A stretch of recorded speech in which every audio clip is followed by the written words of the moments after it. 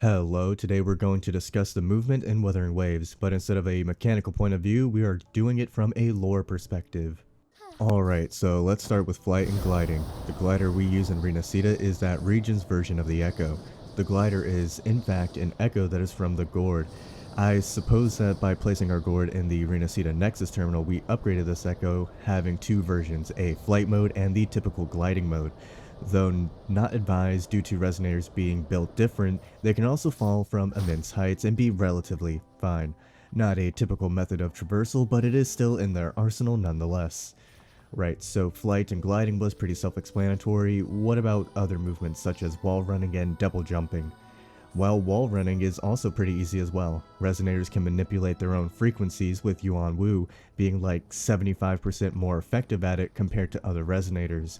While running up a wall, they can manipulate their frequencies to help with a steep climb. This is probably why a stamina bar exists for climbing as well. That said, resonators, since they're literally just built better, just naturally have higher stamina than everyone else. Basically, it boils down to being built diff.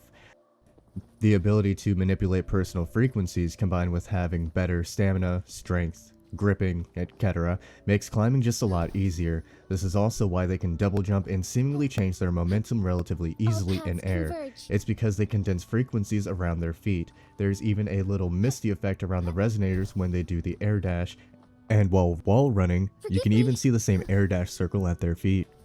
That's not all the movement we have. The shorekeeper can also turn into a butterfly and collect flowers for us. Let's move on to the boats. Unfortunately, we can't pilot the normal boats, but we can still pilot Rachel, Noah, and gondolas. The gondolas are, again, pretty self-explanatory, an echo that formed from cultures such as Venice. Remember, there was a world that existed before the Echoes and Fortes. Once the lament shrunk, civilization and people didn't all just suddenly die and form new cultures in an instant. Every region probably has unique echoes, and we might see other echo forms of transportation. Up next, we have the Court of Savante pads that, well, they just simply launch you upwards and in a straight direction. There's really not much more to it than that. We also have portals in the Black Shores, which, well, again, they're simply portals, like from the game Portal, though of course the science is different. I'm unsure if these portals can exist outside of the Black Shores due to it being a digitized space. The portals are quite literally just like hyperlinks on a website in this sense. And of course, we have swimming, but swimming is, well, still swimming. Though you can fall from insane heights and land in water to take absolutely zero fall damage, this world must have had Minecraft in it at some point. Let's move on to the trains.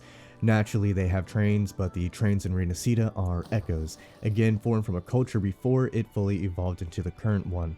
The echoes of a region give us quite a lot of information about their past and the evolution of their society, especially so in Resonator.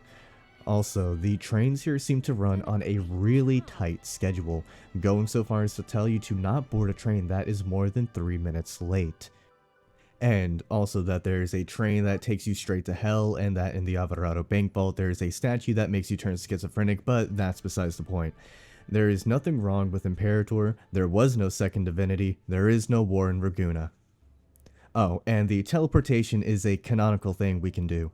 According to Mulan in Jinzhou, fast travel is just something people with these gourds can do. That said, it doesn't explicitly say teleportation.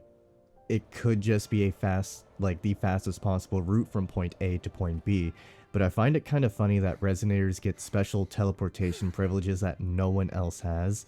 Also helps explain why they're so tight about who gets one, and also why we can just take the General of the Midnight Rangers or Magistrate of Jinzhou with us whenever we feel like it to wherever we want to go.